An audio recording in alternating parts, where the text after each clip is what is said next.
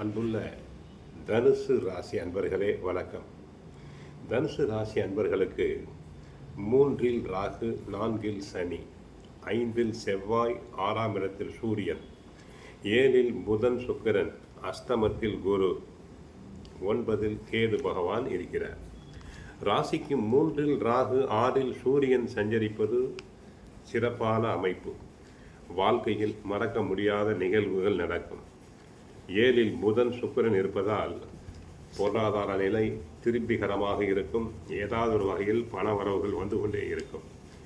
சனி உங்கள் ராசிக்கு 4ல் இருப்பதால் அலைச்சல் காரணமாக இருப்பதை அனுபவிக்க இடையூறுகள் உண்டாகும். தொழிலை விரிவுபடுத்தக்கூடிய யோகமானது உங்களுக்கு இருக்கிறது. சூரிய பகவான் சாதகமாக இருக்கிறதால் அரசாங்க சம்பந்தப்பட்ட காரியங்கள் அனைத்தும் அனுகூலமாக நடைபெறும். நெருங்கியவர்கள் மூலமாக அனுகூலமான பலன்கள் கிடைக்கும். உத்தியோகத்தில் இருப்பவர்கள் பிறரால் முடிக்க முடியாத வேலையை சிறப்பாக முடித்து நல்ல பெயரை எடுப்பீர்கள். மாணவியர்கள் நன்றாக படிப்பர், படிப்பில் வெற்றி பெறுவர். சிலர் உயர் கல்விக்காக வெளி மாநிலங்கள், வெளிநாடுகளுக்கு சென்று வரக்கூடிய வாய்ப்புகள் உண்டு. போட்டித் தேர்வுகளில் கலந்து கொண்டு வெற்றி பெறலாம். சிலருக்கு அரசாங்க உத்தியோகம் கிடைக்கும். குரு அஷ்டமத்தில் மறைந்தாலும் கூட அவர் உச்சம் பெற்றிருக்கிறார்.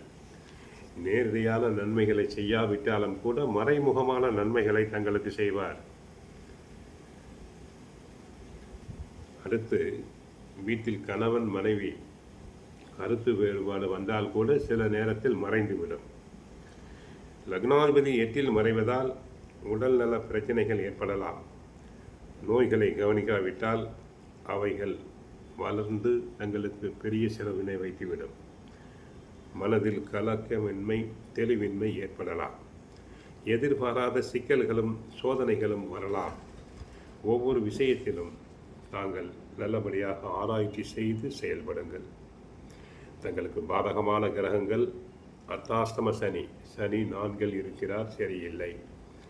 அஷ்டமத்தில் குரு, பல செலவுகள் அதிகம் உண்டாகும்.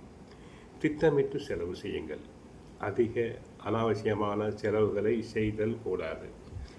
4ல் சனி என்பதால் வண்டி வாகனத்தில் செல்லும் போது கவனமாக செல்லுங்கள். தாயார் உடல் நலனில் கவனம் தேவை. ஆக உடல் நலனை நன்றாக பராமரியுங்கள். தினமும் சுந்தரகாண்டம் பாராயணம் செய்யுங்கள். பகவத்கீதை படியுங்கள். தங்களுக்கு நன்மைகள் பெருகும். மற்றபடி இந்த வாரம் சிறப்பாக இருக்க வாழ்த்துக்கள்.